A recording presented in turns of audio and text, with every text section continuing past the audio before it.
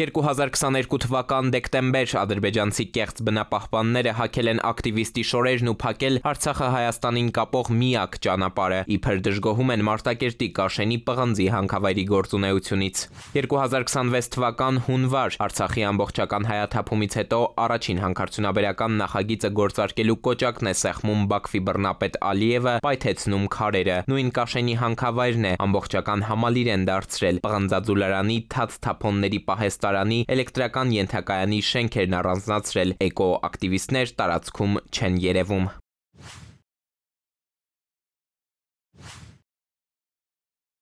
Ադրբեջանում առհասարակ չկա քաղաքացիական ակտիվիզմ։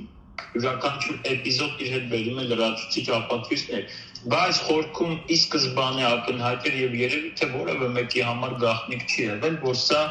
Ադրբեջանի հատուկ ծառայությունների կողմից նախագահ Ալիևի գլխավորությամբ եւ հրահանգով կազմակերպված օպերացիա է, որի նպատակն էր բլոկադայի ենթարկել Արցախը, դրա համար ստեղծել այսպիսի հիմքեր եւ պայմաններ, որպիսի ժողովուրդը եղած պաշարները, ռեսուրսները սպառվեն,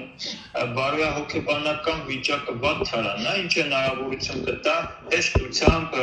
ռազմական գործողությունների միջոցով օկուպացիա ենթարկել ամբողջական Արցախ։ 929 հեկտար ընդհանուր մակերես ունի այս համալիրը, վերակառուցել են թուրքական եւ գերմանական տեխնոլոգիաներով, ներդնելով շուրջ 15.3 միլիոն մանաթ։ Պղնձաձուլարանը վերամշակելու է արդյունահանված հանքաքարը եւ արտադրելու պղնձի խտանյութ։ Նախատեսել են ձուլարանում տարեկան մինչև 5.6 միլիոն տոննա հանքաքար մշակել։ Հանքի պաշարների սկզբնական շահագործման ժամկետը 2025-ից 2030 թվականներն են։ Այս ժամանակահատվածում պատրաստվում են Չինաստանը արտահանել 85,000 տոննա պղնձի խտանյութ, ընդհանուր 1.6 միլիարդ մանաթ արժողությամբ։ Եվ չնայած ըստ Ալիևի Կաշենի շահագործումը Ադրբեջանի տնտեսական վերածնունդն է ազդարարում, այդ երկրի բյուջե եւ ոչ մի դրամ չի հասնելու։ Նախ այն մասնավոր սեփականություն է, որին կառավարությունը 10 տարով ազատել է հարկային պարտավորություններից եւ այստեղ որևէ բան պատահական չէ։ Միջազգային հետազոտությունները Ալիևի դստեր ականջներն են տեսել մասնավոր գործարքների հետևում։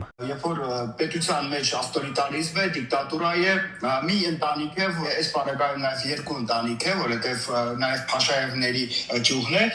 կնոջ կողմից Ալիևի, երկու ընտանիք ամբողջ իշխանությունը վերցրել են իրենց վերահսկողության տակ եւ ամբողջ պետությունում ինչ որ տնտեսական ինչ զարգացումներ են տեղի ունենան, իհարկե այդ մարդիկ հաշվի պետք է նստեն, ինչ որ մաս 5%-ն է, 10%-ն է, 50%-ն է, բայց կիսելու են այսօրվա իշխանությունների հետ։ Ալիևի ձեռքն այսօրվանից նաև Արցախի սրտին հասավ։ Ստեփանակերտում մշտական բնակվելու է ուղարկում ադրբեջանցիներին։ Անցած դեկտեմբերին են վիճակահանություն արել, հայկական շենքերն ու հայերի տներն իրար մեջ արել։ Նախ եթե հետևենք ընթացքին կտեսնենք, որ այնպես չի, որ Ադրբեջանում շատ են նրանք, ովքեր ցանկանում են բնակեցվել Արցախի տարածքում։ Մյուս կողմից նույնիսկ այն մարդիկ, ովքեր տեղափոխվել են բնակվելու Արցախի տարածքում, տեսնում եմ օրինակ բողոքում են կառուցապատումից, շատերը փորձում են հեռանալ Արցախի տարածքից։ Ցուցադրվում է Արցախի այսպես վերաբնակեցում, բայց խորքում ես կարծում եմ կան թե ներքին խնդիրներ, ներդրումները Արցախի վրա ադրբեջանցիների մոտ են երբեմն առաջացնում այսպես